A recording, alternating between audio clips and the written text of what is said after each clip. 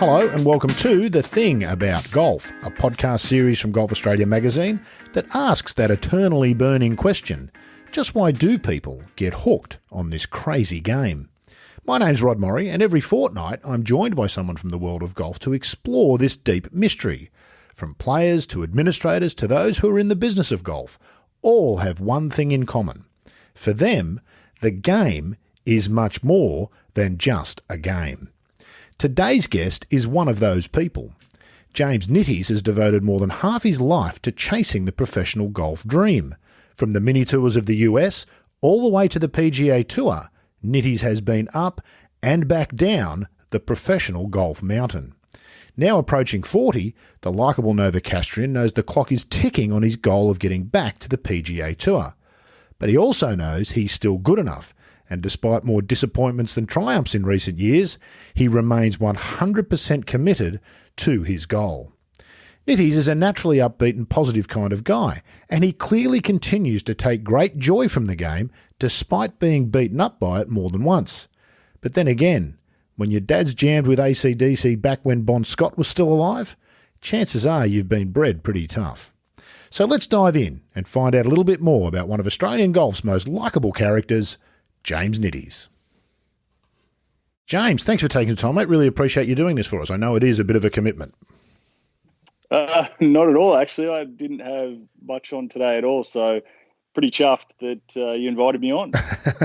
That might be the nicest reaction I've yet had. I get all sorts of responses to, would you like to come on The Thing About Golf? And chuffed is not at the top of the list, I can assure you. The premise of the show, James, the clue's in the title, The Thing About Golf. What's the thing about golf for James Nitties?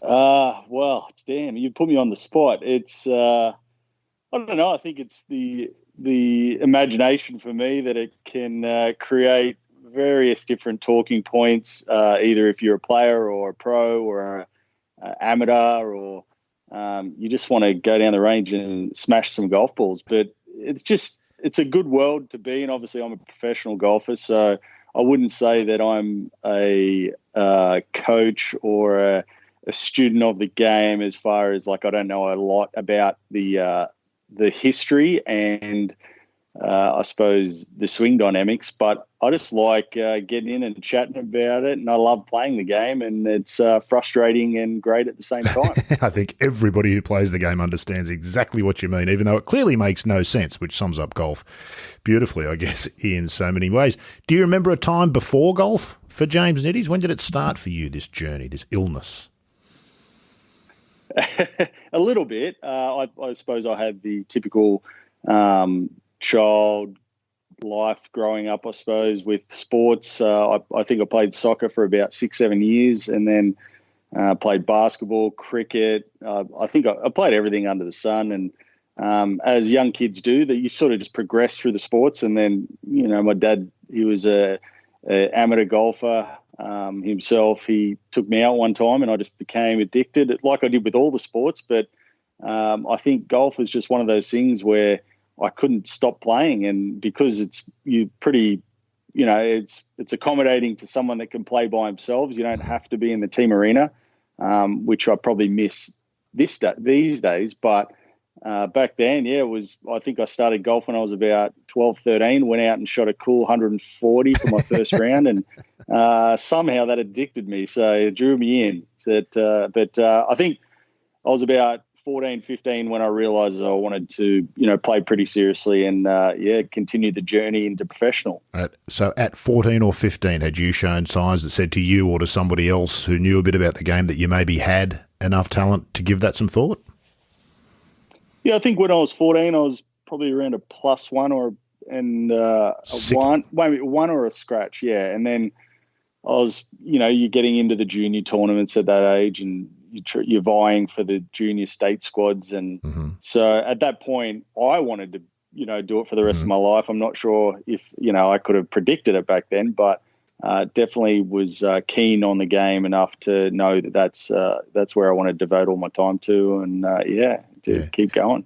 One of the crazy things about the game, of course, is, James, you would have come across guys and probably girls at that stage during that, you're in that developmental stage, as you say. You're a step above the club golfer. You're doing well at your own club events, but the state squads and all those sorts of things. You would have met and seen guys on the way through who at the time you would have said, world beater, cannot do anything but become the world number one, and they disappear from the game. It's a funny game, golf, isn't it? As in who makes it and who doesn't. It's more than just the skill at the game, isn't it? Oh, definitely.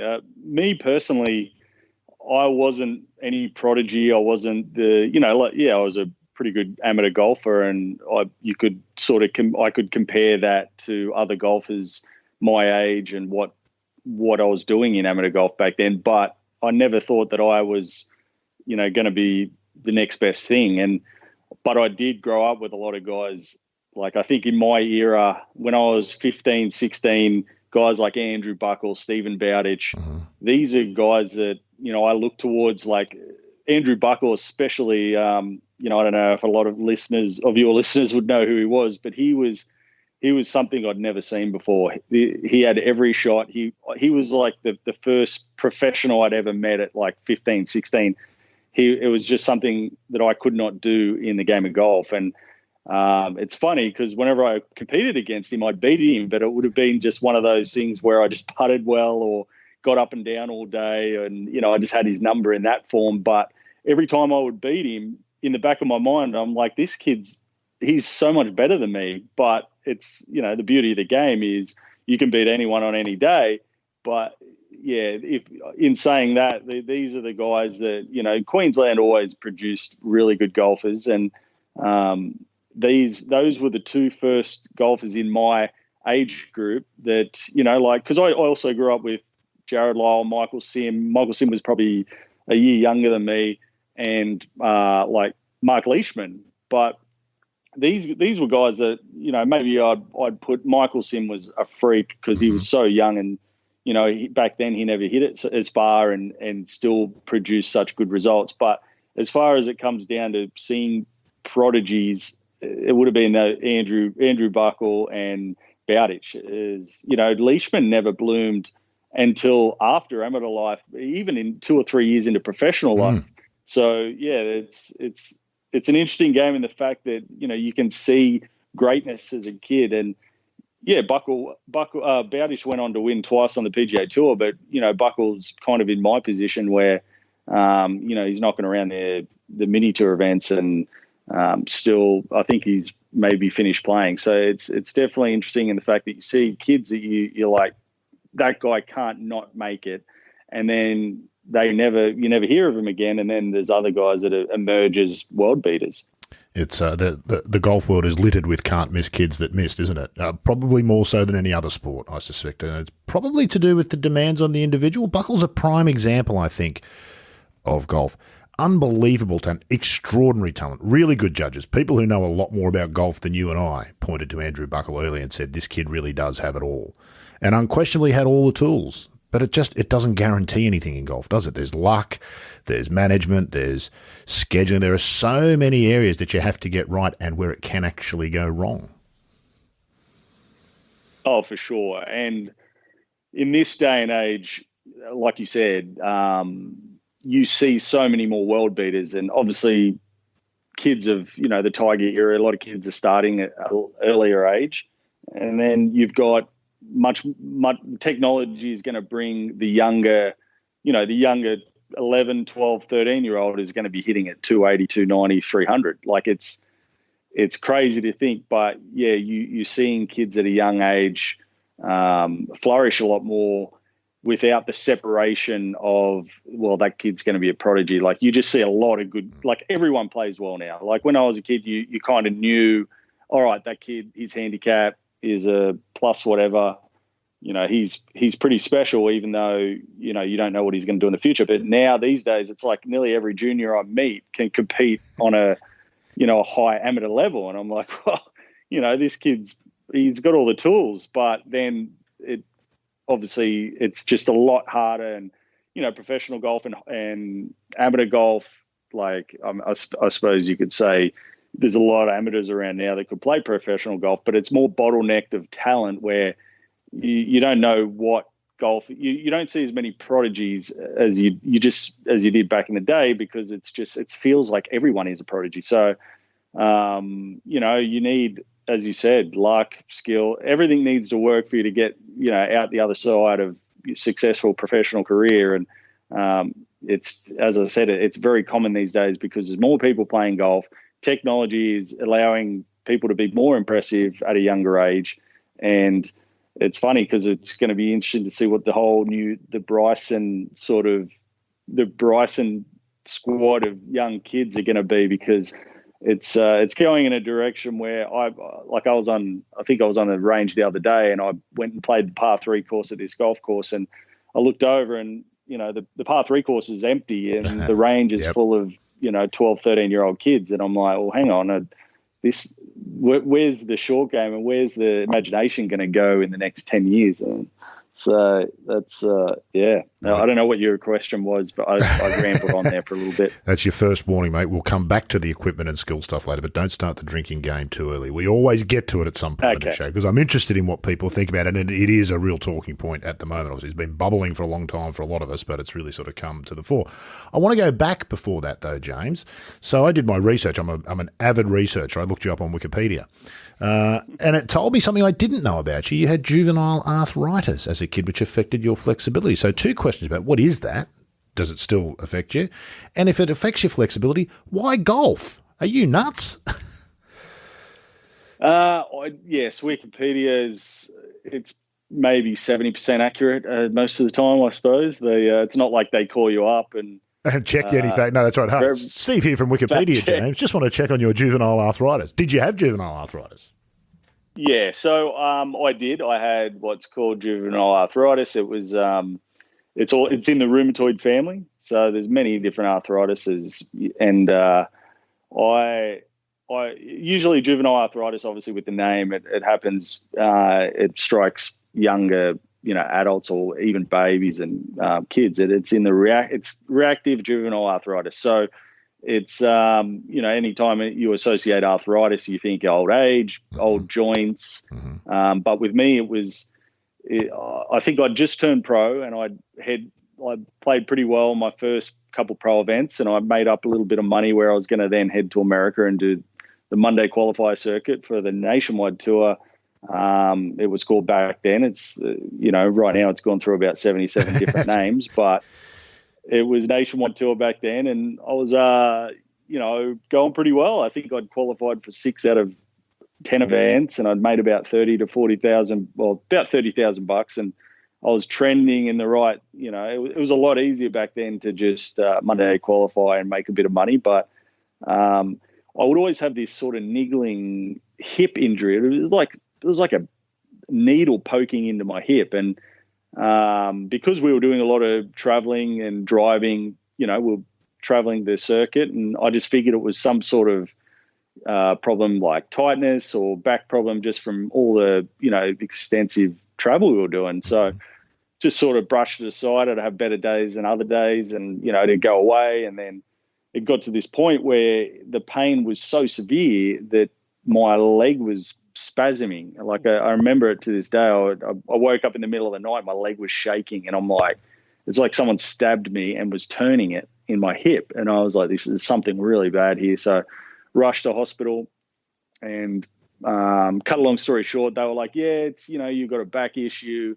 It's referring and blah, blah, blah. And I'm like, well, this can't be right, because referring pain, it's more dull pain. It's not like someone's hacking at your leg with a chainsaw. So, was sent home with steroids and like painkiller steroids. I'm not sure, not the ones that make you big and muscly, but not the HGH ones. I wish. Yeah. But so, painkillers, and managed it, went to physios for the next month, and, chiros, and managed it. And then it just got to the point where I wouldn't be able to put my pants on in the morning, and I'd be taking so many painkillers that I was like, I need to get this checked out. And I went to hospital again. They took an x-ray, and they found all this fluid on my hip, and they didn't know what it was. So for the next 2 weeks, I was held up in a hospital bed. I was a human pincushion no one knew what was wrong with me. By this time, I couldn't walk. I was on crutches. I was on a walking frame, and like literally I was baffling. I was like this science experiment because they didn't know what was wrong. And then after 2 weeks, this guy comes in, and he was a rheumatologist, and he was like, I think you've got something in the rheumatoid arthritis family. So the reason this took so long is because there's barely any cases in America. If this happened to me in Australia, I would have been fine. They would have diagnosed it the first day I came into hospital. But because I was in America, they had no clue. And by this time, my knee was the size of a soccer ball with fluid, and my big toe was the size of a tennis ball with fluid. So what my reactive arthritis does, the joint fluid doesn't move through the joints properly. So it just stores up in the joints and becomes super inflamed. So he gave me some medication, and then that was enough for me to start walking. And then he's like, all right, I want to do this procedure. It's called an infusion. And he goes, it's pretty dangerous. It's $3,000, but it's like, I'm going to make sure you're all good for it, blah, blah, blah. Then I'll be able to send you on a plane home and you can get treatment again. And I was like, all right, cool, let's do it. So I had it done, and it worked. And I was walking again, and I'm glossing over a bit of the story, but I'm trying to condense it into me getting home to my specialist, where he then told me that infusion that the doctor in America had done on me was illegal in Australia because there's like a 4 or 5% death rate. And I was like, oh, cool. So okay. He's because it shuts your immune system down. And if I'd got a cold, or if I'd got, something else where my immune system couldn't fight against, then I could have died, like it's like kind of like having chemotherapy without the side effects. So I was like, all right, fine. It worked. And he's like, yeah, thank God that worked. And look, I didn't go, I was at a really nice hospital in America where obviously my health insurance tried to not pay for at the end of this, but that's a different story. But so it wasn't some like guy out of his garage with, a couple needles. Wasn't Dr. Hibbert of The Simpsons. No. So he actually, he made sure that he goes, look, I'm going to monitor you and make sure you don't have any infections, blah, blah, blah. So it was done in a safe environment, but it's legal. It was legal in America, just not in Australia. So yeah, I was just on medication for the last 10 years. I was on a medication which I could hold it at bay. I could feel a outbreak or reaction coming on, and it would always originate in my hip, and then I'd take the pills, and a couple of days later my fluid would start working through my joints better. So I was able to it never hindered my golf career unless it was just painful. So it's not like a back injury where you can go out and you think you might hurt your back worse by playing, or it was more of a pain management issue. And both those specialists met at a World Rheumatoid function, and they talked about my case. And obviously now in America, there's way more cases. And but to end the story on a good note, so rheumatoid arthritis is it's an autoimmune disease, so you've got it for life. And for me, I went to the doctor 4 years ago, and he said, your rheumatoid factor is 0. And I was like, what? It's an autoimmune disease. And he's like, you've gotten rid of it. So with, his health, I changed my diet up, and I was, a lot more cognizant of what I was eating and things I was doing with my body. And I'd gotten rid of it. And I think people have it worse than I did. There's some people that are in a wheelchair for life because of the rheumatoid arthritis issues. Some are taking injections every day.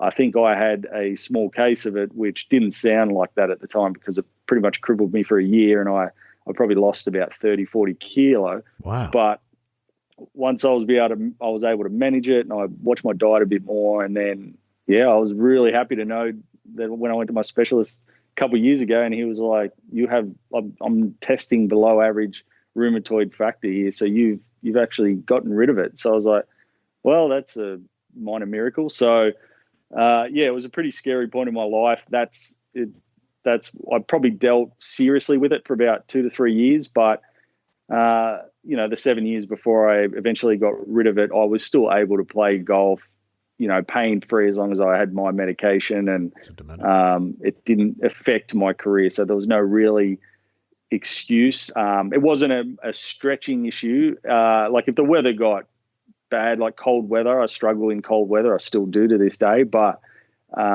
it was more of a pain management issue. So once I got past that, I couldn't make any further damage. I was able to play golf at pretty much a normal level. So yeah, it was a scary point in time, but that's pretty much the rheumatoid story. Some people, as I said, have it a lot worse than I do, and unfortunately have to deal with it day to day. Yeah, they'll be wheeling you out at conferences soon, mate, as a miracle recovery story at medical conference.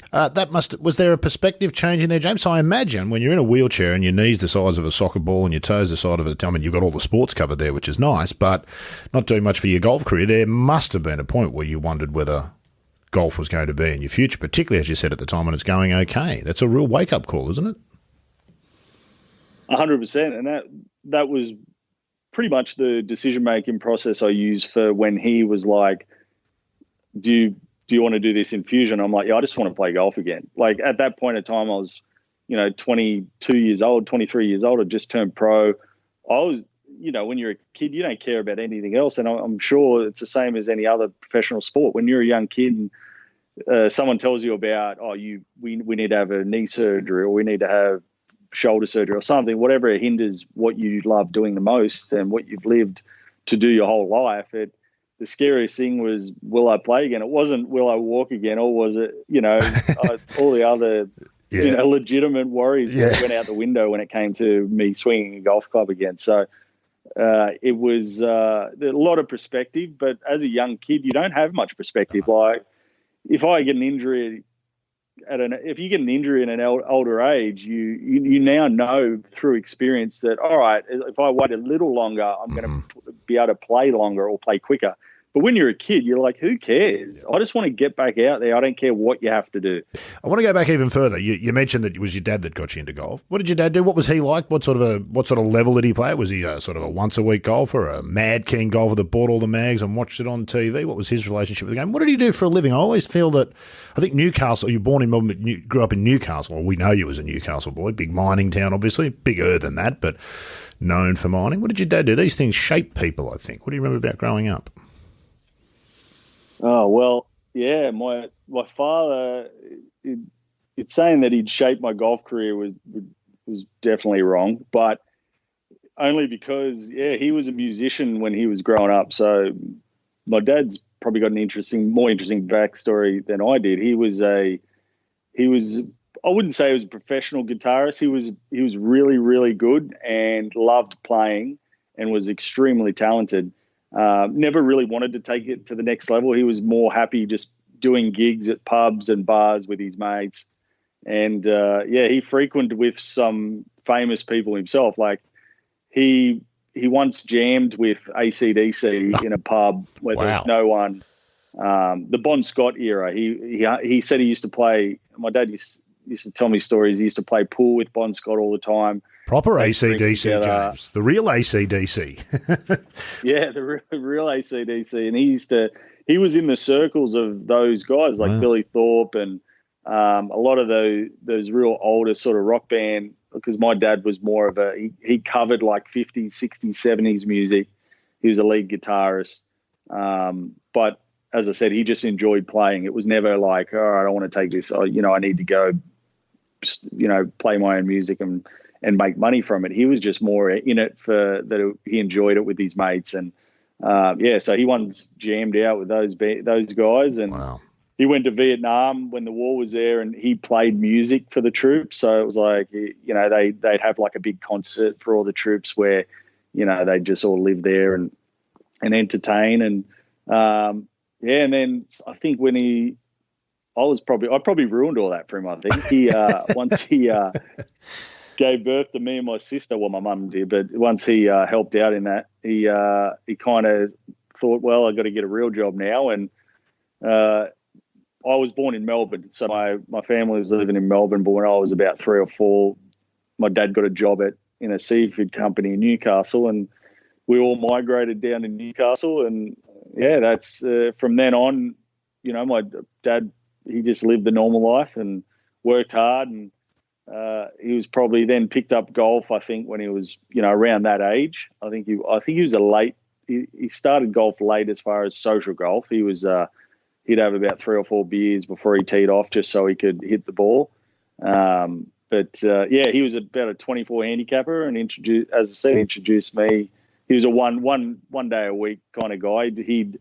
Although he would love that my mum would drop my clubs off before school, and then he would come to the golf course after he'd finished work, and he'd sit in the bar and have a couple of beers while I'd just slave away on the putting green and just till darkness, and then we'd head home, and that was pretty much the routine. And then he'd play Saturday with his mates and introduced me to the game that way. So I think he was a bit disappointed that I didn't continue the career of a soccer professional like every good little Greek boy at that point should have done. But no, he was pretty proud that I found a sport. He wasn't interested in me playing basketball. I remember that. But when I got to golf, he made a pretty good exception and was happy that I was obsessed with the sport. So that's pretty loose sort of description of my father and how he grew up. But he's an interesting cat. There's some interesting parallels there, James. The music thing. I mean, we all know golfers who are somewhat similar, don't we? I'm sure guys who you play with and think, if they really wanted to, they're good enough to think about perhaps turning. But golf isn't that to them. It's a hobby. They just happen to be incredibly good at it, a bit like your dad with his music. And then, of course, the other irony is we don't think of golf. Golf has an image not of guys who jam with AC/DC out walking the fairways. There's an incongruity there, isn't there? Oh, for sure. Yeah, no, he tried to get me into the musical side, and I'm definitely no musician. I couldn't even start it as a hobby. I was that bad, and so he knew early days that he wasn't going to live his musician life through his son. So I assume once I took to golf, and he was he was pretty proud that I could do something I loved, like I suppose he did for a long time. But yeah, you're definitely not seeing. You do see a lot of parallels there, where there's so many golfers that have all the talent in the world, but they're just not interested. Like a lot of guys that play high level amateur golf and compete at a high level, but never really have interest in turning pro. So it's it is funny. You get it in all walks of life. People that are great at something that they're not obsessed with, or they don't have a love for. Yeah, and it's funny that. For those of us who have no aptitude and would love to just be a little bit better, it drives us nuts. How can you be that good and not do something with it? I can't even get the thing airborne, and look at you're chipping them in from 60 yards over bunkers without a care in the world. You've got what I think we'd probably describe in the modern era, James, as an unorthodox swing. That would have been shaped, I assume, around that time. Did anybody ever try to coach that out of you? That sort of different looking golf swing. It's clearly effective. You've been making a living as a professional for the best part of nearly 2 decades, I think now. And what sort of shaped that? Did you get sort of coaching early on, and who did you sort of work with as it started to become obvious that you had some aptitude for the game? Yeah, I never got lessons at a young age, and I think that's a product of a lot of golfers that sort of teach themselves naturally how to play the game. And it's like, look, golf is one of those sports. I've always said it. It's you need to teach yourself how to play. Like, look, if you don't fall out of the womb learning how to swing a perfect golf club, but you do at a young age know how to kick, throw, jump, run. So most of the other sports that people play, you can pick it up rather quickly, and you just need to be athletic. And obviously, I'm not saying it's easy to become professional in any other sport, but it is funny watching a lot of other athletes, albeit they come from soccer, hockey, basketball, football. They all become obsessed with golf because it's so hard to pick up at any age. That's why everyone swings it differently. So, yeah, when you try to teach a guy that's pretty athletic in every other sport, and he wants to hit golf balls, and you're like, mate, it just doesn't work that easily, and they get so frustrated because they can't pick it up so quickly. And that's why you look down the range and everyone swings it differently, because you have to teach yourself how to play the game. And So for me, at a young age, not getting fundamental golf lessons, I suppose that would be a product of me having a swing that looks like an octopus falling out of a tree. But it's just one of those things. Back in the early 2000s or the end of the 90s, when I sort of was learning how to play golf, it was all about imagination and how am I going to chip and putt well. And it was never about distance. You didn't really care about how far. I mean, everyone cares how far they hit it, but it was always you would always play with guys that hit it a long way. And if you beat them, it's kind of like you one-upped them. You could give them a lot of crap and drawing and, talk a little bit of, mischief to them. And it's one of those things that no matter how big or small you are, you didn't have that advantage of you as a footballer, naturally big people did back then when you could just sort of walk onto a football team. So with me, yeah, just I suppose growing up, I learnt myself, and then I got pretty good and learning how to play the game, and then went to the Institute of Sport and, had my swing sort of tinkered with and here and there. But I said Mark Holland and Gareth Jones, they just sort of worked with my talents. And then I went to Jason Laws when I first kind of close to turning pro, and only because of a comment that he said about my swing. And he could tell that I was sick of people trying to fix my swing, because he was like, hey, could I say something about your golf swing? And I remember this. I've been with him for, I think, 18, 19 years now, and he's the head professional out of Newcastle Golf Club. But he was, I was like, look, you can say whatever you want, but do not say anything about my backswing and how you think you can fix it, because I'm competing at a high level right now and I don't want no one to touch it. And he goes, nah, how about could I just work with you through swing for a lesson? And if you don't like it, you don't like it. And he put a strap on my left arm, which worked through on my through swing on keeping my connection a lot better. And I got rid of my chicken wing, and I hit it great. And I was like, wow, that's, changed my flight in a matter of shots. And I was like, that's crazy. No one's ever done that to me before. And I was like, well, looks like I found my coach. So it was, that was pretty much my stepping stone of swing mechanics. And, he works around my feels and knows that I'm a field player and not a technical player. And the rest is kind of history. Kind of works quite well. There's dangers isn't there, James? Did you ever lack confidence in your swing? It's very easy, I imagine, particularly as a pro. You look at Adam Scott and think, wow, who wouldn't want to swing the golf club like that? As an aesthetic, it is a thing of great beauty, isn't it? And as a professional, the temptation must be, well, if I could just swing it like that, I could play that way. We know that's not true. You're living proof it's not true, as is Jim Furyk and literally hundreds of other successful professionals. But it's a temptation, isn't it, that catches even smart pros occasionally fall for it, don't they? 100%. And if there was ever something great that I ever had about my game, if I was to tote my own horn or whatever you would say, it's the fact that I never looked at someone else that hit it amazing and figured I need to change to be like that. I always, my biggest attribute was knowing that what I had was good enough to compete at a high level. And the fact that if I could just work on that and I would just get it done in my own weird way.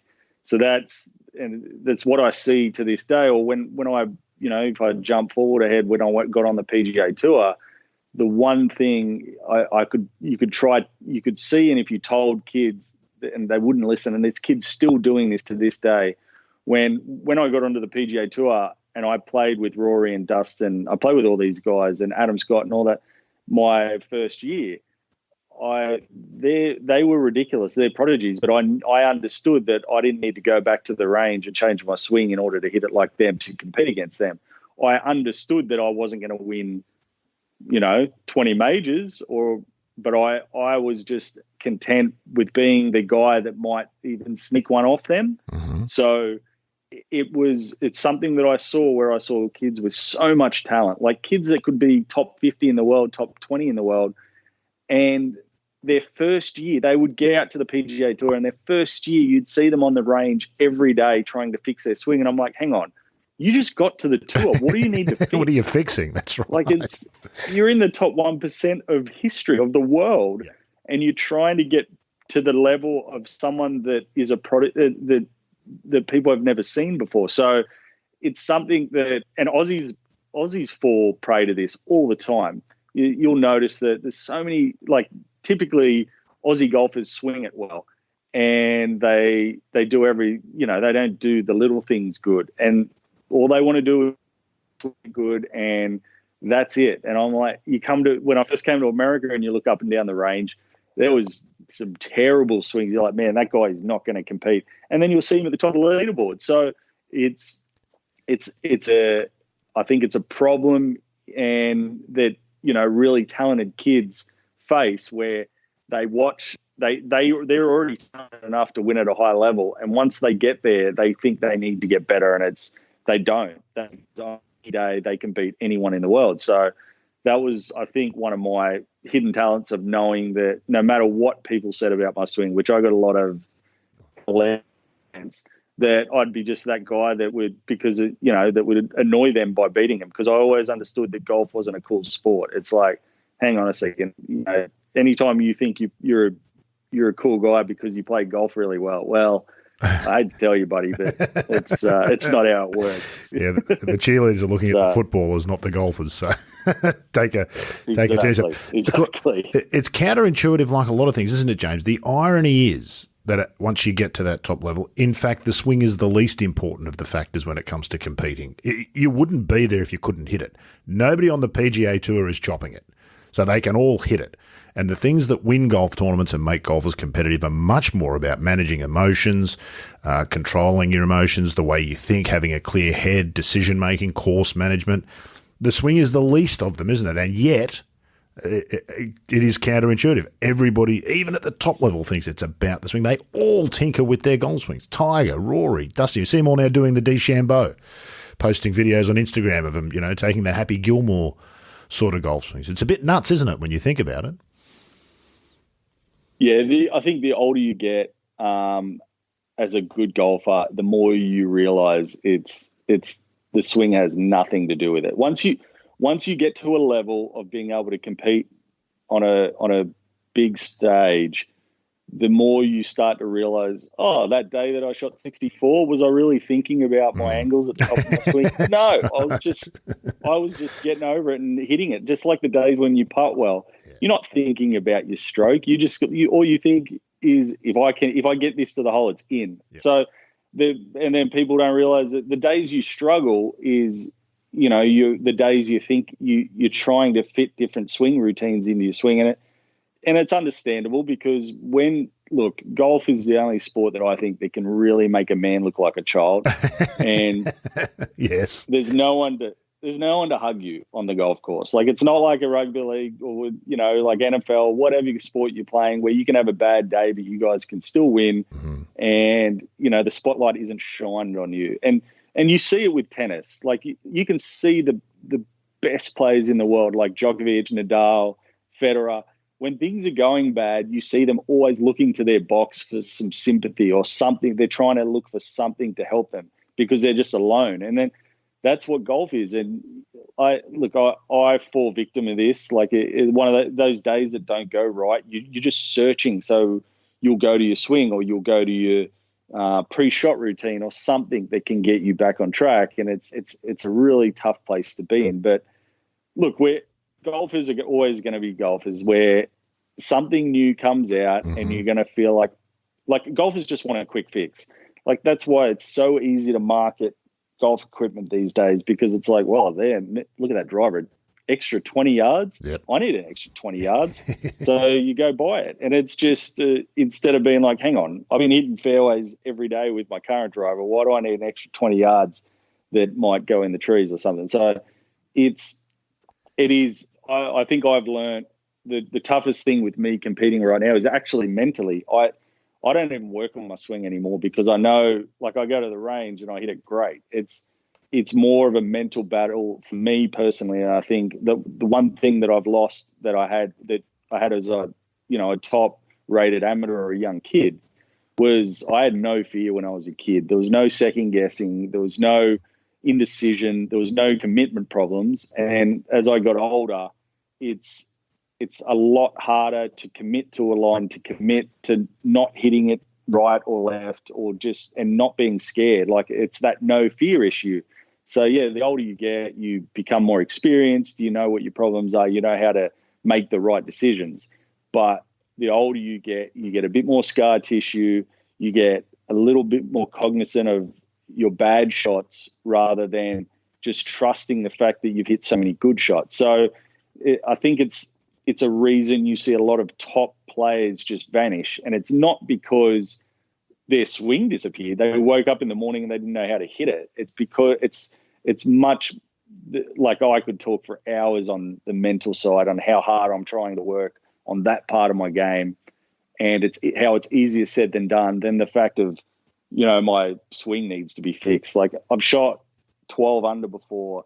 You don't just lose your ability to hit it overnight. It's the fact that you trust your ability to hit it. So that's something that I've noticed. And, you see guys like Jordan Spieth going through it now. Like, there's a lot of technical guys out there that don't know what's going on with their game currently, and they feel like it's their swing when they're hitting it, it's not, because they can already compete at a high level. So it's, it just depends what sort of golfer you lie yourself with. Like, if you can concede to the fact that you're a field player, or concede to or admit that you're a technical guy and really needs a swing thought. And it's just, I think the Bryson thing isn't so much as like pros are just trying his isn't so much technical.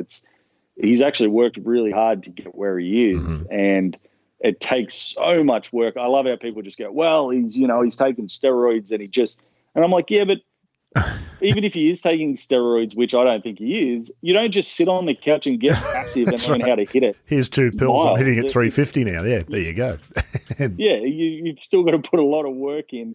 And to be honest, the most impressive part of his game is the speed and the accuracy. It's not the distance. That has nothing to do with it. Like, Tony Finau could hit at 350, but he's going to hit it all over the place, so he doesn't. It's not the fact that guys can't do what Bryson is. It's the fact that they can't hit it as straight and do what he's doing right now. And that's, for me, what is the most impressive part. Yeah, indeed. We'll come to that later. You've tried again to inject it. That's your second warning. Yes. That's your last. Okay. We'll get to that soon enough. I get 9 warnings. Yeah, let's go back to, you mentioned Jordan Spieth there, and what you're really talking about is confidence. I always love that Mike Tyson line, the box line. Everyone's a big talker until they get punched in the mouth. Everyone can make 3-footers until they miss one. That's important, can't they? That's what happens, isn't it? As a kid, you make them all. I think it was Jeff Ogilvy said to us once on a podcast that, you can only grind over 3-footers that matter for so long before, it has to start to get in your head. You're bound to miss one occasionally. Is that sort of what you're talking about? That the bad shots start to take precedence at front of mind rather than the good? 100%. And look, I'm still trying like hell to obviously get back to the PGA Tour, but and I go to tournaments where I'm playing with guys I've played with before, and I know I'm better than that kid, and I know I hit it just as good. Like it's me against me when I get on the golf course. Right, yeah. And it's really, I don't hit bad shots because of I play a game where I don't try to hit shots I can't hit, but I don't hit bad shots because of my fundamentals. I hit bad shots because I might hit it right out of bounds because I don't want to go left. Mm-hmm. And I'll do that all day when I'm like, hang on, you haven't hit one left all day, but you're still scared of going left. Mm-hmm. And then I'm in my head and I'm like, well, where's why are you even thinking about the fair? Like, so now you're having this conversation with yourself and you're like, hang on, I'd rather hit it left than, guard against not going there and hit it right. It's like, so now you're having this chat with yourself on the course, and it's very frustrating because I'll go out in a practice round with buddies and they're like, dude, you just shot 8 under. What are you doing? And I'm like, I tell you, it's a lot easier out here than it is on course. And it's not the pressure of me playing against the other guys or the moment or the tournament, how big the tournament is. It's me against me. So it's really hard, as I said. Then that compounds, and then the money, you're running out of money, and you're trying to keep going. And some people are saying, well, you don't play as good as you used to. And then other people are like, dude, you're playing great in practice rounds and, you still hit it amazing. What's going on? And so it's really, as I said, it's a mental battle. And, then people are like, well, have you seen a sports psych? And I'm like, yeah, I know what I've seen everyone and I know what I have to do. It's just applying it. It's like the age old reading a putt. It's a left to right putt. The read.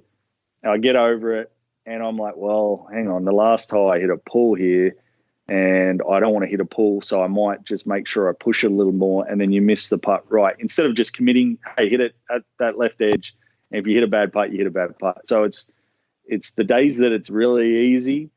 You don't think all that mental noise isn't happening. And a lot of guys don't like to admit the mental noise. Like I honestly tell people sometimes, look, I'm struggling mentally. A lot of guys don't want to hear that. Like a lot of guys are going, well, I don't want to hear that. Like, no, I'm fine. But I'm trying to work through it so I can really address it. And yeah, some days it works amazing and some days it doesn't. But at least I think it gives you a lot more clarity while you're on the course where I can really adjust to the fact where I know why I hit the bad shot instead of being like, well, I need to change my swing while I'm playing to find something. Now I can kind of, trust the fact that I know why I'm playing bad. And then that's a lot easier to fix it mid-round than it used to be. I've just got to, I kind of have to play like I don't care, like that. If you hit one out of bounds, the provisionals always goes down the middle. Like it's really easy. If it was tennis, we'd all play off scratch, James. If we had a second serve, we'd all play off scratch, mate. It's not that hard when you've got two cracks at it. See, sometimes you just have the ability to hit one out of bounds. That's the secret, I suppose. Yeah, that's right. Only good players know how to do that on call. Well, it's already been quite the journey, but there's plenty more to come with James in just a moment after I get some homework out of the way. Firstly, a reminder that if you're enjoying this discussion, then there's every chance you'll like what you'll find in the Thing About Golf archives. Players, administrators, course architects, and even authors have been among our subjects, each one unique and special in its own way.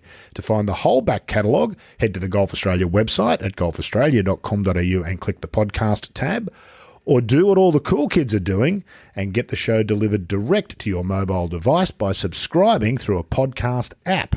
Apple Podcasts, Spotify, and Google Podcasts are the big three.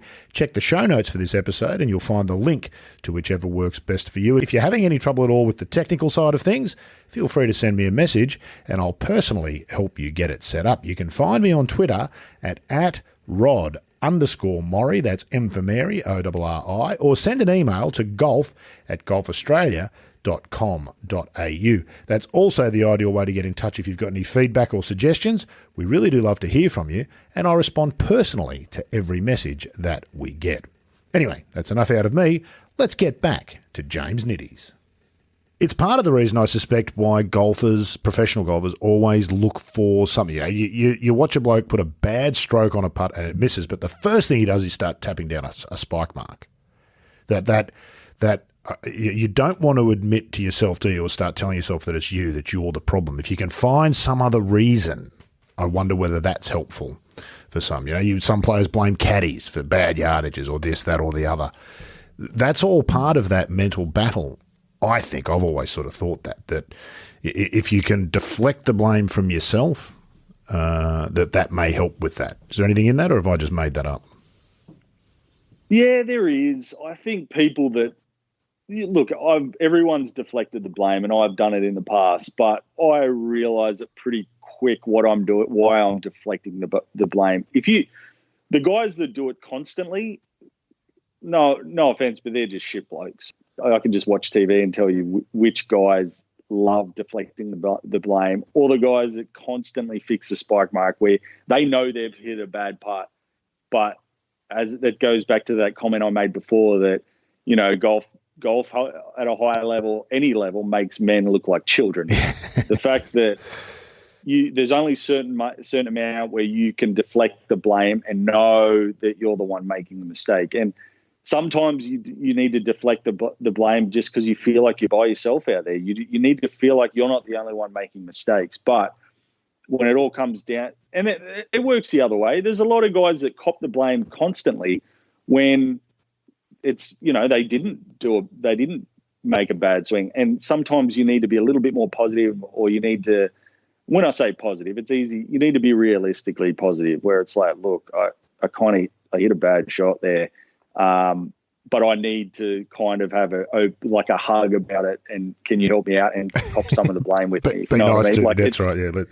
Like sometimes caddies will know when to do that, and good caddies will, and sometimes the caddies will know when to be like, "Oi, you just hit a shitty shot." That's on you, mate. When you can actually accept that, it's pretty good. I think I think that's just a part of not knowing where to put your emotions when, as I said, the guy that taps down the spike mark, especially the last 2 years when you're actually actively allowed to tap down spike marks.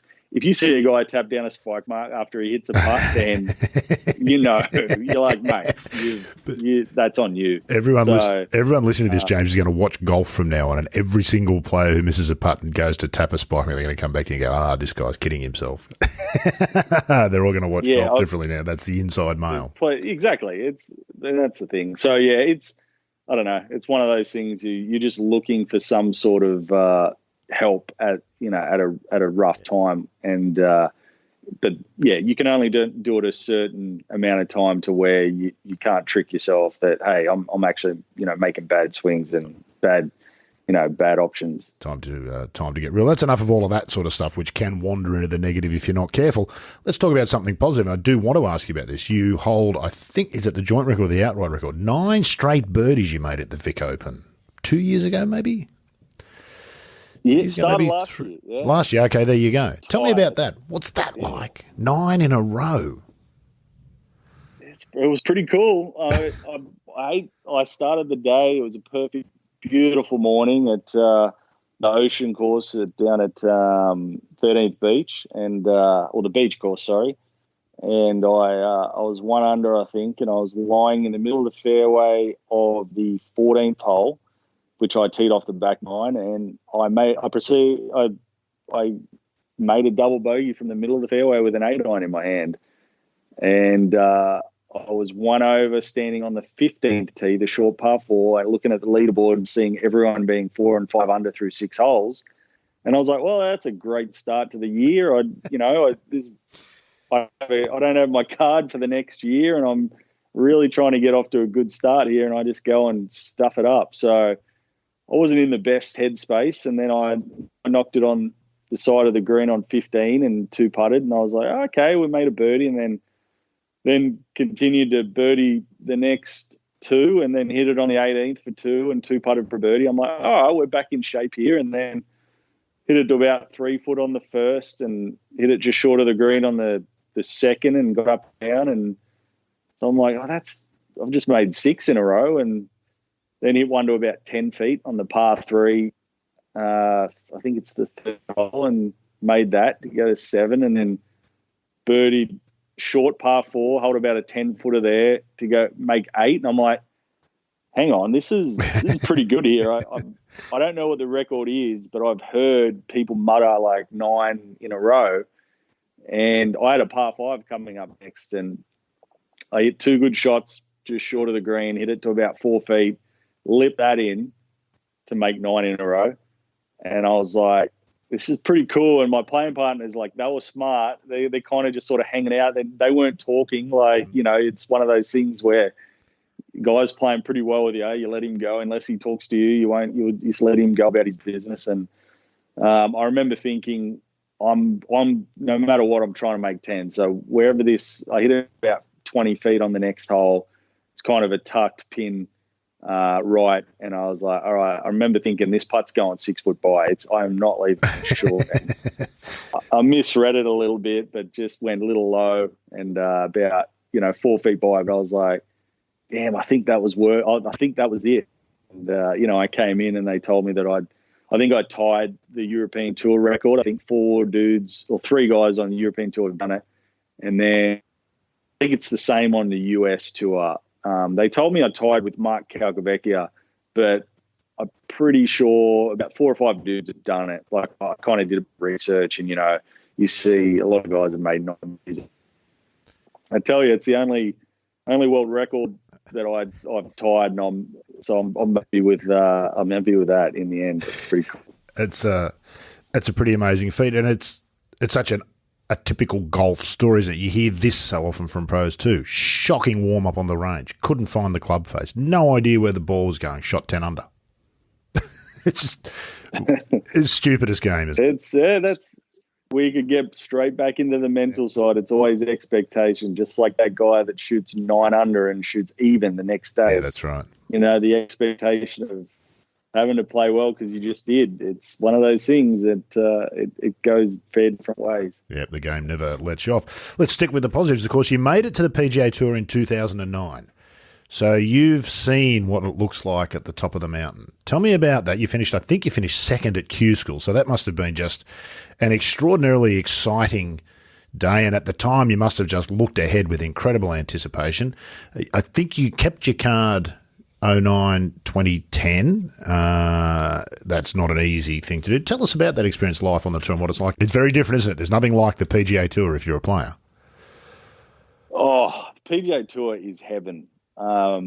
For me, I was happy to finish second at Q School. I finished second behind Harrison Fraser, which I witnessed him shooting 59, and he missed a 4-footer on the last.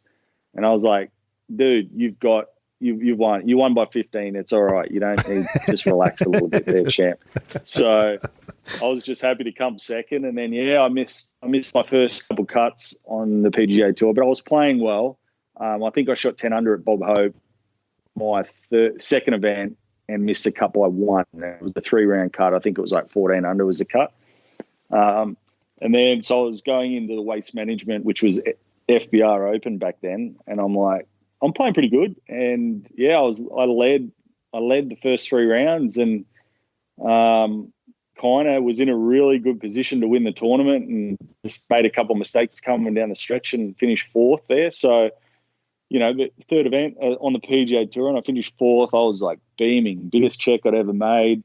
And then had like another couple top 10s, and I competed in a couple of events where I was close to the lead going into the last round, and it was heaven. It was easily the best time of my life. And to explain the PGA Tour, I mean, you would turn up obviously to the airport. They'd pick you up with your little sign, and they'd take you to a car park where the naming sponsor for the week would be, Mercedes or Lexus or whatever, and you'd get a car for the week. And I remember one tournament we were sponsored by Mercedes, and I picked up my car, and the guy kind of muttered, like, you can do whatever you want with this car. And I'm like, what do you mean? He's like, well, all these cars are brand new, but they've been recalled because there's some minute, error that they've made. I think it was like the door handle didn't open far enough, or it was something stupid, where the cars were going to get sent to the Cube factory after we were done with it. So I was like, well, can I just keep it?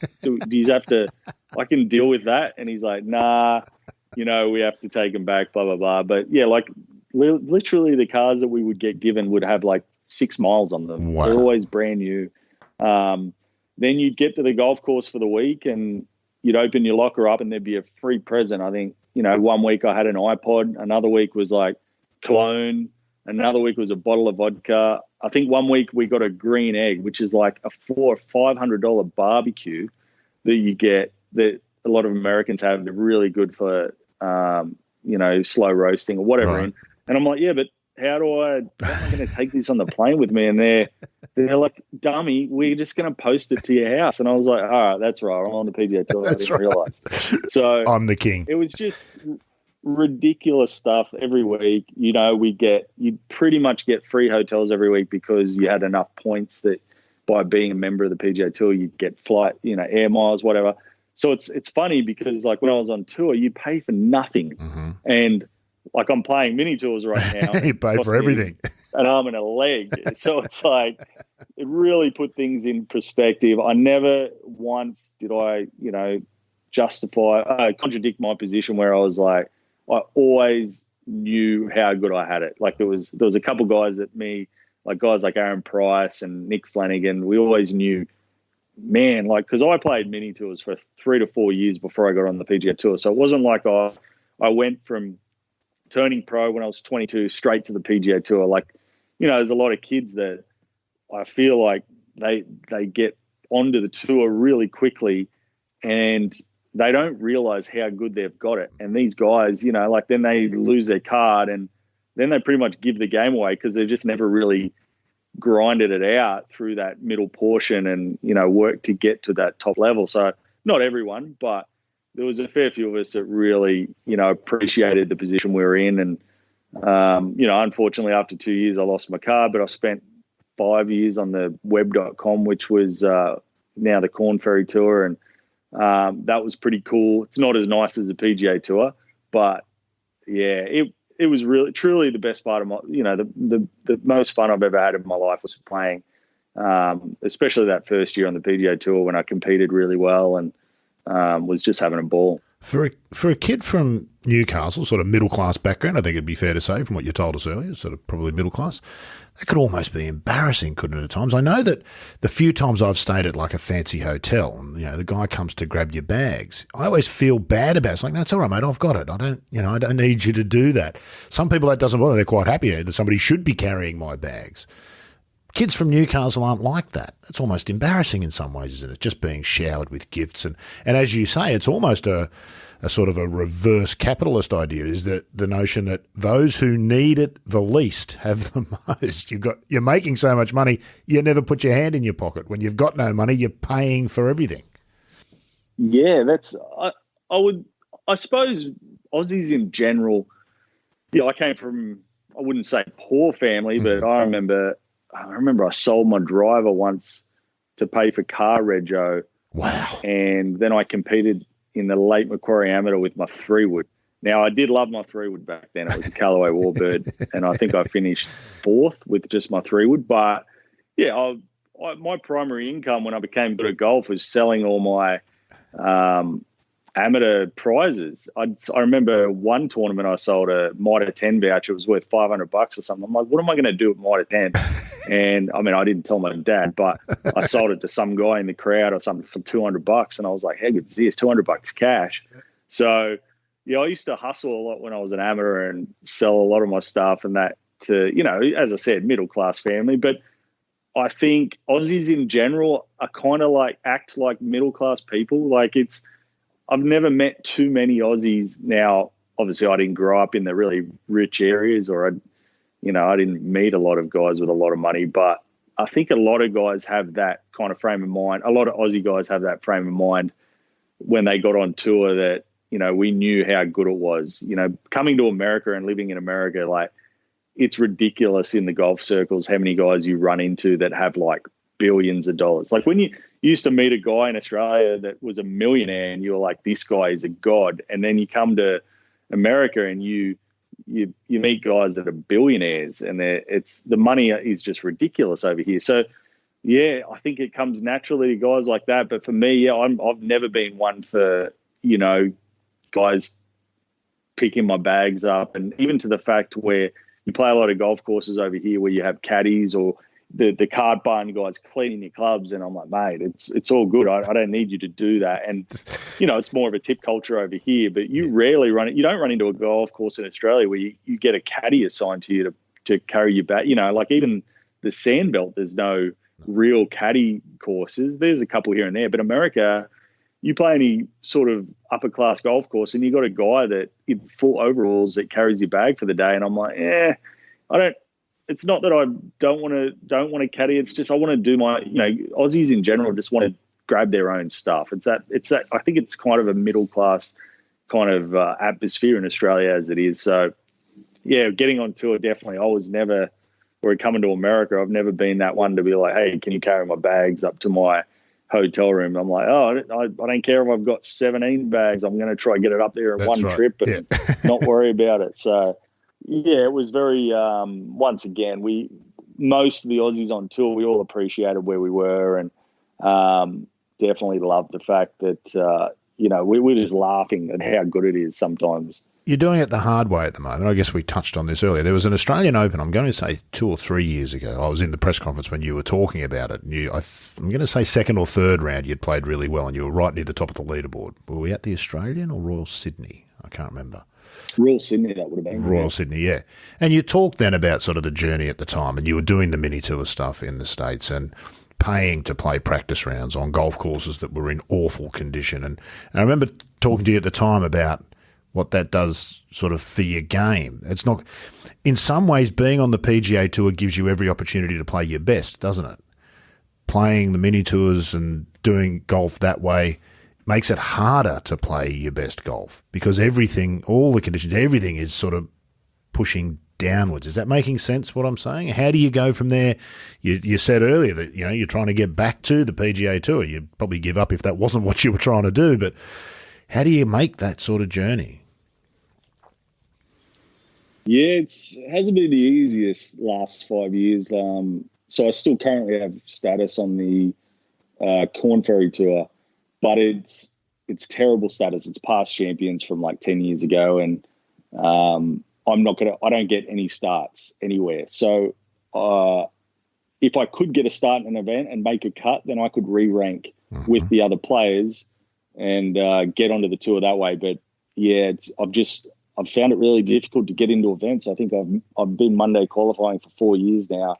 Probably missed 15 events by a shot, but you're shooting 6, 7, 8. I think I missed an event once and I shot 8 under. So wow, it's you're bottlenecking all these really good players, guys in my position and the new kids turning pro, all trying to vie for these.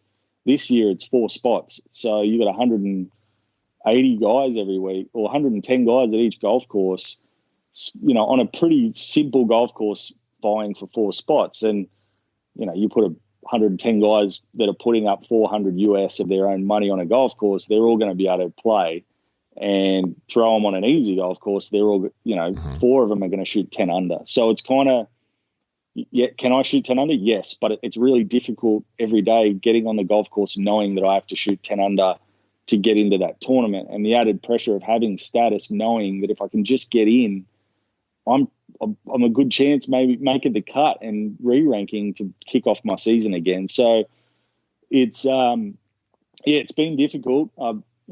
There's plenty of guys that have done it, and there's guys that have done that and gotten onto the PGA Tour. So I suppose for me personally, it's just, once again, that mental block. I need to do it, but it's definitely not as easy as it used to be. Back when I was Monday qualifying, when I was a whippersnapper, it was like 14 spots, and the fields weren't as deep, and you go shoot 4 under, 3 under, and you get into the tournament. But it gets disheartening when you're doing like 2, 3, 4 Monday qualifiers and you're shooting 6 under every week, and you're not playing a tournament. You just all right, well, I just spent $1,000 getting here and trying to, and I shoot 6 under and I got nowhere to play for the week, so I'll go do it again next week. So 4 years of doing that's kind of send me, broke. Yeah, I made pretty good money on the PGA Tour and on the web, and I won. But, for 5 years of no status, it's expensive. And not that I would ever be that player that, I don't need to make money to enjoy golf. Like, I actually probably enjoy working on my game more than I did when I was playing on the PGA Tour. Right now I love the fact of getting, results out of different things that I try mentally. And, I still enjoy playing the game, and have a girlfriend that's happy with me traveling and knows that it's what I love. But, I've got status because of Corona. They pushed my status through for 1 more year. And yeah, there's a lot of deliberation of me sitting in a dark room sometimes going, all right, well, is this my last year? Because, without, the bank account's already pretty thin, and without status, if I don't get it done next year, there's nowhere to really go. I can't really go into credit card debt anymore and get my girlfriend to cover rent anymore. So it's one of those things. It's, look, I still love life, and this sounds negative, everything I'm talking about, but I like telling it how it is. And there's a lot of other guys in my position. There's a lot of really great golfers that have given up the game because of things like this, where these guys might have a family. Like, I could rattle off 10 dudes that could be playing on tour right now, but gave the game away because of money or family issues. So, yeah, it's one of those things that, next year kind of feels like my last crack, even though I know I'm good enough to play on tour. It's just one of those things where, the pressures of the outside really hinder the way you play on the course. And it's funny because when I was a kid and I turned pro and I had no money, I had no pressure. Like, I just felt great. So it's one of those things of just really you're fighting back and forwards, and it's easy when you play well and you have that good week or a mini tour event. I finished, sixth the other week and I played great, but then I went on to miss 2 cuts and 2 Mondays, and I was like, really, this is what you banging your head up against the wall. You're like, I just spent $4 grand for 3 weeks and I didn't even really play that bad, and what have I got nowhere to go with it. So you alluded to it earlier, James. People around you who care about you must see that, and it must be an emotional roller coaster. You're an upbeat guy, and you as you said, you're not being negative about it, but the realities are pretty stark, aren't they? And people who care about you, your girlfriend, I imagine your parents and friends, occasionally say, "Is this really what you want to keep doing?" Have you asked yourself those questions? And if the answer ever comes back no, what is next for James Nitties? Do you have a backup plan? It feels like, for me, a lot of professional golfers don't. They come to a point in life and suddenly they don't have golf to compete at anymore, and it's like, oh, what am I going to do? Yeah, that's the question. That's the $1 million question. Look, if I could easily do this for the rest of if I was single and I was, I could easily play golf for the rest of my life if I knew my expenses were obviously paid for, and I could, you can't just do it for free. But sometimes, you know what? I see a lot of golfers that get a job and then they come and play a Pro-Am or play a little competitive event. They play really well. And then I've got a lot of buddies that are like, man, I'm the most stress-free and happy I've ever been. Like, they've got a day job. Yep. And for me, it's one of those things too. I think my backup plan, which I don't really have one, is I'd love to get into broadcasting. I think it's obviously easier said than done, but might be a smaller world professionally than playing golf for a living, James. The queues are a mile long for those who've devoted their life to broadcasting, and for those who bring what you would bring to broadcast. There's obviously a place for that, but it's not a whole lot less competitive, that world either. So they're not trying to sort of talk it down. I think you'd be good at it, but there's lots of people who kind of want to do it too. There's you're not swapping one easy job for another. Yeah, I had an opportunity to do a little bit for the Corn Ferry Tour this year. Uh-huh. I was contacted by the tour and, was offered maybe a testing position to maybe do a couple of events, because I did do a couple of events about 4 or 5 years ago, and then had an interview with the Golf Channel, and they were like, well, are you ready to give away golf? And I was like, no, I'm currently got full status and would like to keep playing golf. So we kind of looked at each other and like, what am I even doing here? But yeah, it's small opportunities show themselves, and then maybe I won't have that again. So this year I was, in line to maybe do a couple of events, and I was like, well, that'd be great. I'd be able to maybe get my foot in the door and really test out if I'm good at broadcasting. But being that the Corn Ferry Tour isn't the most heavy schedule, I could play on the side. They only had 8 or 9 televised events. So that was the plan this year. And obviously, COVID threw a spanner in that works, and that kind of vanished. But, I'd like to pursue and maybe put a bit more work into trying to get into the broadcasting side. Obviously, I love doing these podcasts. I love, talking whenever I can on subjects that I know a lot about. But I still really want to play, but I'm in that no man's land where some days I wake up and, I don't know if the thing that I've been doing for my whole life is going to be taken away from me. And then I'm like, well, what do I do? I don't know how to do anything else. So it's just one of those things I think a lot of pro golfers towards the end of their career, or even at the crossroads, think about. And it's really that's going to be my next kind of 4 or 5 months of, being stuck in America in winter and not really being able to play golf. I'm sure I'm going to have a lot of thinking to do, if you know what I mean. Let's talk about some of the highlights on the way through. I've got a mate who lives in New Zealand, and he works at a golf course called Chisholm Links, and he told me that you won the New Zealand Amateur there. Is that true? Yes, that is true. I played really well in New Zealand when I was an amateur, or I think I won about 3 or 4 different amateur events over there. And that was a pretty memorable week, that one, actually. It was a brutal week because it was blowing a dog off a chain and it was about minus 80 degrees. But I was pretty fond and pretty happy to win the New Zealand Amateur there. Yeah, that was a fun one. He raves about the golf course, says it's potentially something very special. It looks very rustic from the photos and whatnot that I see, quite raw, but it does look to be in a pretty special location. Do you have much memory of the course and what unfolded that week? I assume, is it like the Australian Amateur, straight play then match play? Yeah, it was. I don't remember the whole course. I remember one of the holes you pretty much have to hit out into I used to play with about a 30-yard cut back then. So one of the holes it was whipping off the ocean, and it had kind of cut across the corner of the ocean. This is back when I had the fear of a praying mantis, where I just aimed straight out of the ocean and would hit my cut and just knew it would come back onto the golf course. And then I'm pretty sure I eagled that hole, which was like a 420-meter par 4. I think I drive a 6-iron in the hole, and the guy I was playing in that match wasn't happy with that. But I think I beat Kurt Barnes in the quarters, Michael Sim in the semis, and then I played Hamish Robinson in the final.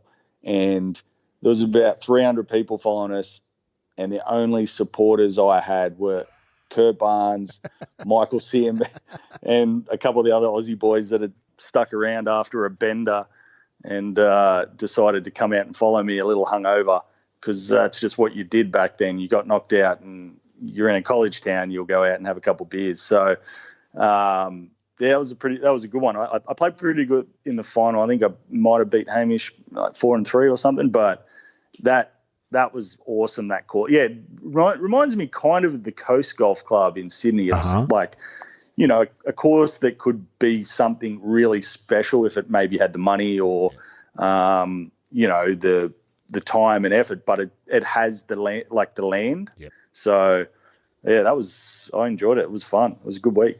All right, you had your 2 warnings. Let's talk about, we talk about Bryson, I suppose. He's kind of the latest sort of checkpoint for this. We're really talking about distance, the state of the game, technology, the relationship between players and courses. Where do you stand on all of that? Simple question, just to get us underway. It's pretty simple. I would love the ball to be rolled back.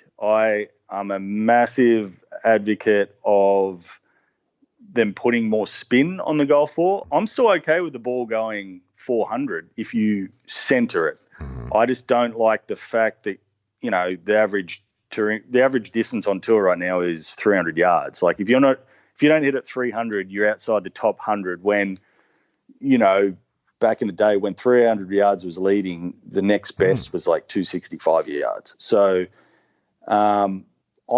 I'm okay with the ball going miles. I'm just not okay with the ball spinning so low, because the drivers are big enough as it is.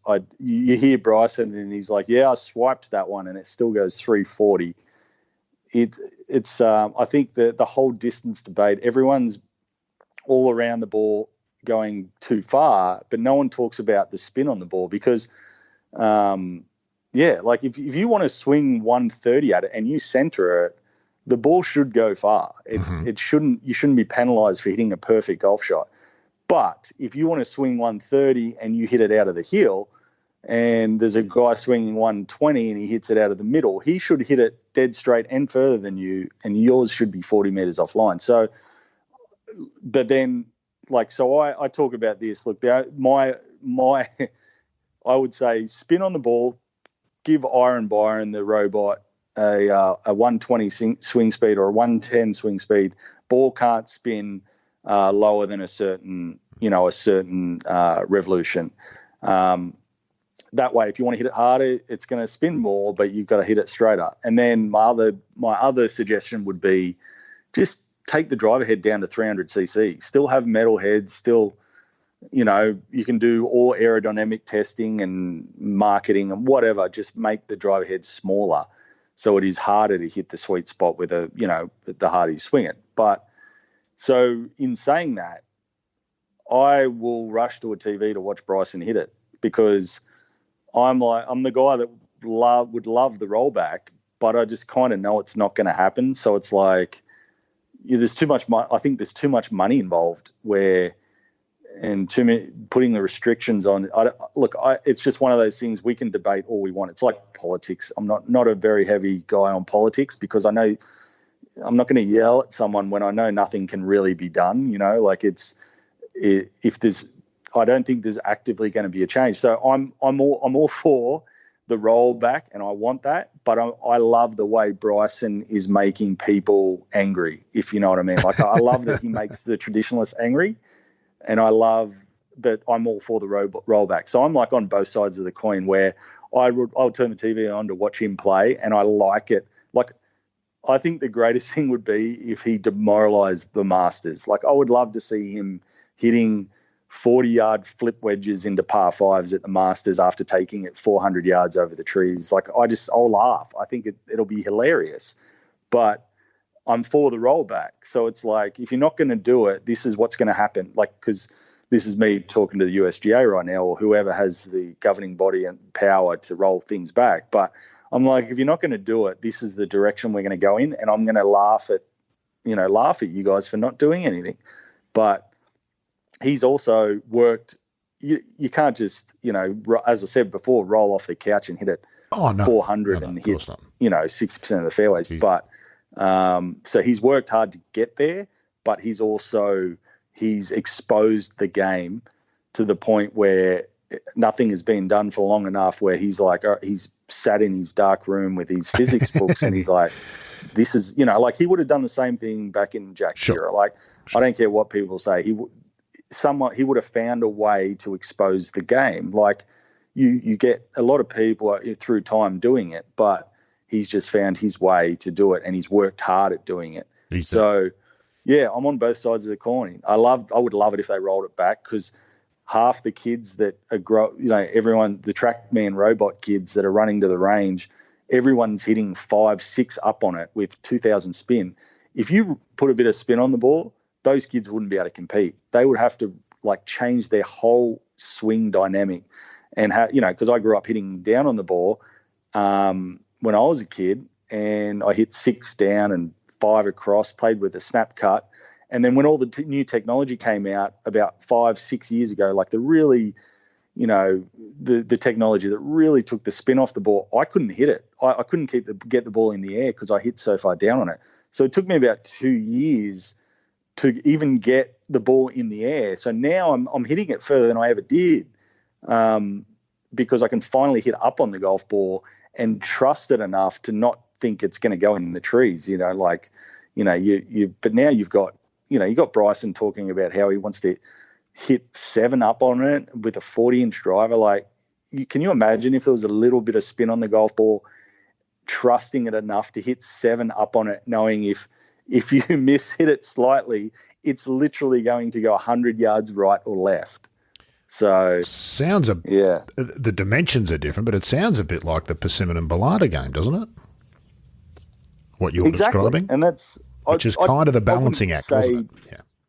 Yeah. Look, good spin back in the day was 3,000, 4,000.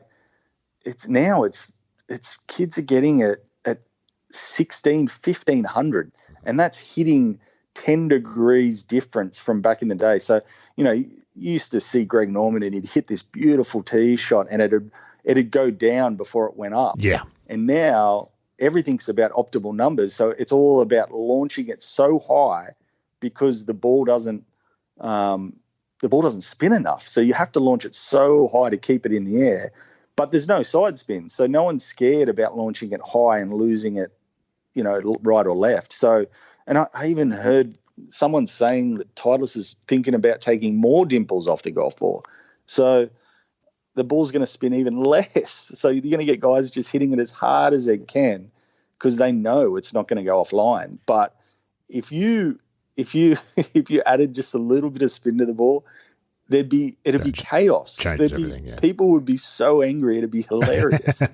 It's funny. There are people who exist in the world, James, who love this game, who have never seen that flight you're talking about, Norman hitting it, where it goes flat for the first 75% of the flight, and then it just suddenly, Brad Hughes talked about this on the last episode, it just fizzes and climbs. It's like a jet taking off. It zips down the runway and then bang, it's up and it goes, and then it falls down like the proverbial butterfly with sore feet. More broadly, and a lot of these discussions are the internal discussions of the game, aren't they? Where golfers, we understand the impact of distance on the game and scoring and the skill sets required and all those sorts of things, and they're all internal discussions.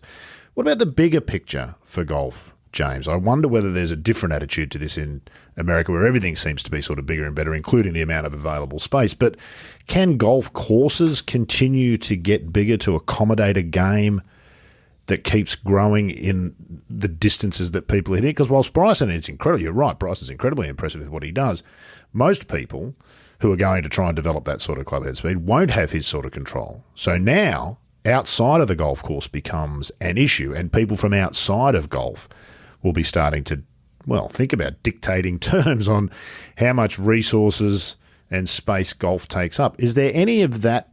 Is that part of the discussion anything that you, or do you think golfers think about enough?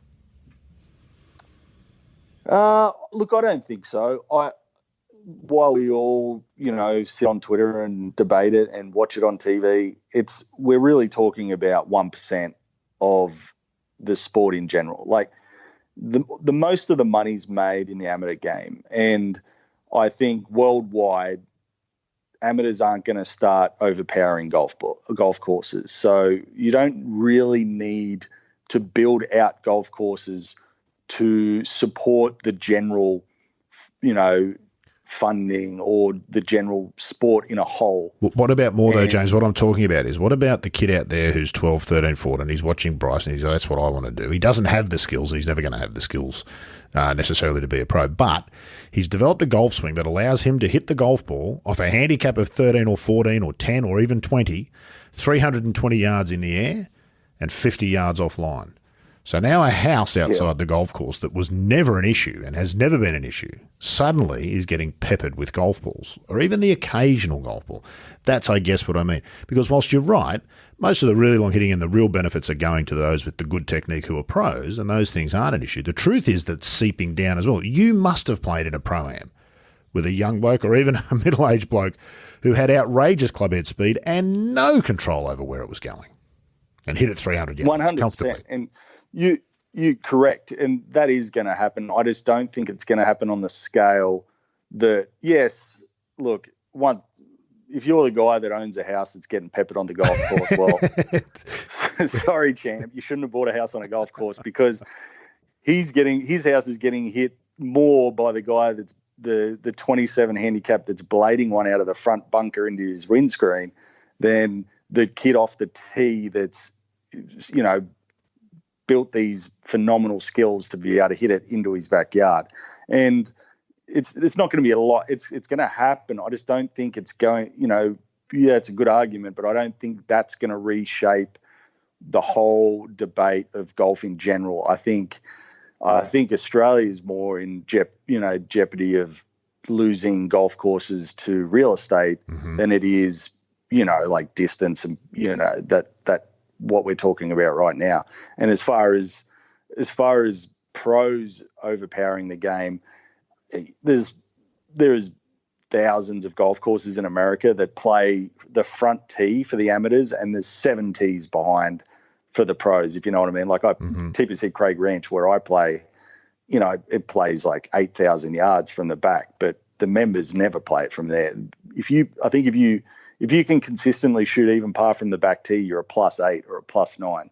So it's a very interesting layered conversation that we could have. And I agree, I reckon the Pro Tour in 10 years or 15 years is going to be that kid that you're talking about. Everyone's going to be hitting it Bryson length now. But as far as, is it going to shape the way people think of, designing golf courses for the average golfer? I don't think so. I I still think that there's enough amateur traffic and, hacker traffic to fund the game of golf without exposing increasing golf courses landmass incredibly for the 1% of the professional game or the elite kid game or amateur game. But yeah, I wouldn't be buying a golf. I mean, if I was buying a house on a golf course, the location would be very thought out. And you'd hope you'd get it right. If we accept the basic premise that professional golf is merely entertainment, and let's be honest, it's not brain surgery or cancer research, so it can only be entertainment. Its net value to the world is how much entertainment and joy it can bring to people. Is a game going in the direction that the game is going at the moment? There might be a generational element to this. More entertaining, less entertaining, or just different entertaining to the game that you and I grew up watching, that Greg Norman and Seve Ballesteros played? Different entertaining. I had someone say this to me the other day. It's like, well, the art of the game is lost, and shot shaping's lost, and real feel and imagination is lost. And I agree, it will be. And no matter what I say, or me or you, or people that love the pure and traditional way of playing golf, there's a lot of guys that find golf, or kids right now that find golf entertaining, that never saw that, and they don't care. You probably put an epic event of Jack Nicklaus winning the Masters, and that he's yawning. Like, he's like, what's this? They see, it looks like they can't even hit it straight. The ball's moving so much in the air. You know what I mean? Like, but so you're bringing in this whole new era of fan that, yes, guys like us, we're going to be phased out, and there's still going to be the traditionalists and the old guy yelling at the crowd guy conversation that is like, well, back in my day, but people don't care anymore. It's like any sport, that every sport is evolving to meet the new fan. And especially with golf, this is prevalent in Australia, where we've struggled to get sponsorship for tournaments for years and years, because really no one cares about golf in Australia like me and you do. Like, we're like, how can we not get a sponsorship for an Australian Open where we have some of the best players that have ever played the game come and play, but the Supercars series down the road gets like 87 beer companies and 46 like different other sponsors, when that's just cars going around in a circle. So it's really sad, but like, coming from Australia, there's never been sponsorship because no one really the younger generation doesn't really care about golf in Australia, when they will play maybe once a week, but really it doesn't bother them if they watch it on TV, and that's the sad part.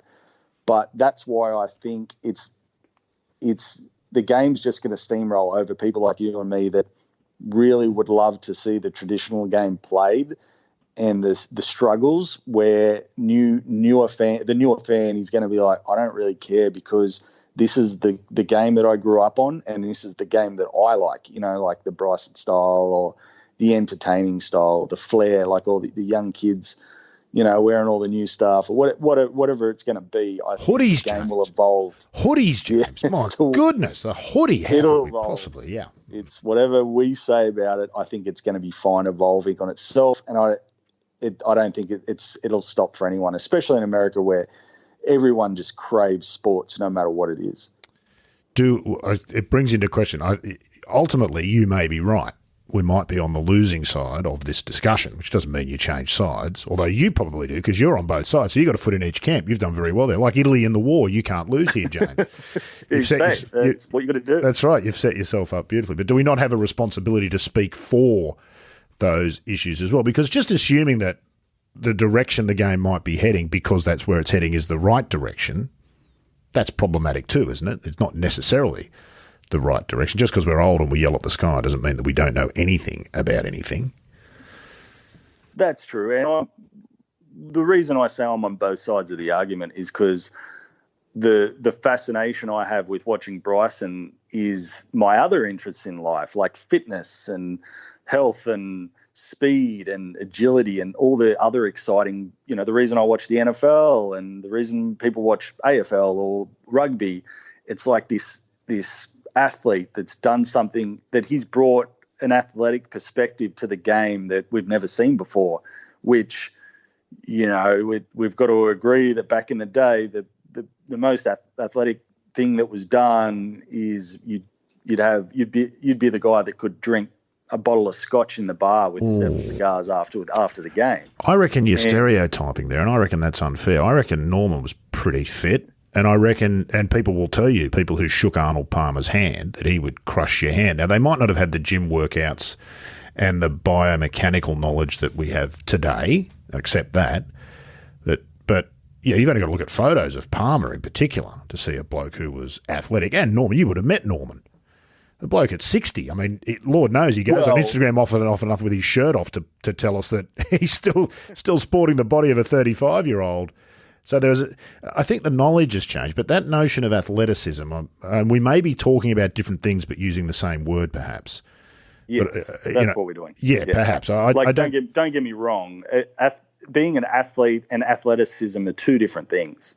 Yes, perhaps. I agree with you totally. Like the strength and being able to do something that no one else has ever done before. I still think that. Don't get me wrong. I reckon Jack Nicklaus could do what Bryson is doing if he wanted to. It's just not what it called for back then. There's still a very athletic game back then, and they did stuff that no one else could ever do.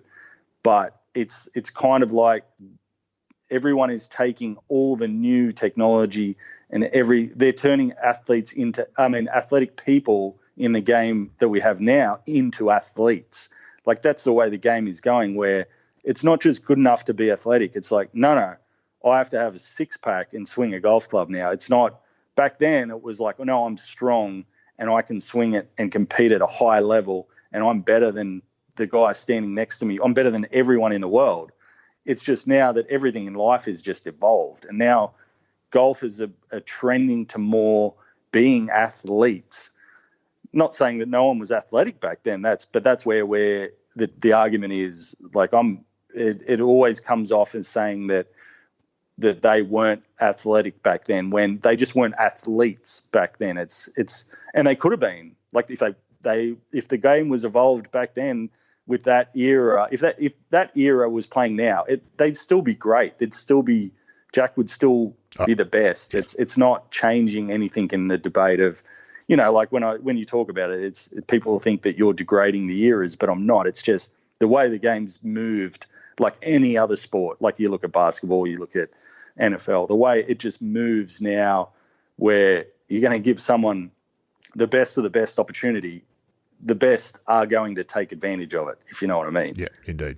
You've brought us full circle quite neatly, James. We started from a position of the golf swing's probably the least important thing in creating champions, and as you've just pointed out, if Jack Nicklaus was born today, whatever the requirements were, the questions the game was asking, he'd be the one who'd find the answers, because those are the elements that make champion golfers. And I think your determination and the fact you're still out there and at it, James, fantastic. It's been great of you to take some time today, but it's been really, really, really good fun to talk to you. Thanks very much, mate. Thoroughly enjoyed it, Rod. It was great. I'm not sure whether you'd agree, but I can't help but feel that James is at a bit of a crossroads based on that chat. And I'm sure that you, like me, wish him the very best in whatever comes next. Now, normally at this point in the show, I announce who our next guest will be, but I'm breaking with tradition this week because, well, there's no point sugarcoating it. I haven't yet finalised who our next guest is. I've got a few irons in the fire about the place. All of them are worthy nominations for a stint in the guest seat, so all I can do is recommend that you make sure to join us on episode 30 of The Thing About Golf.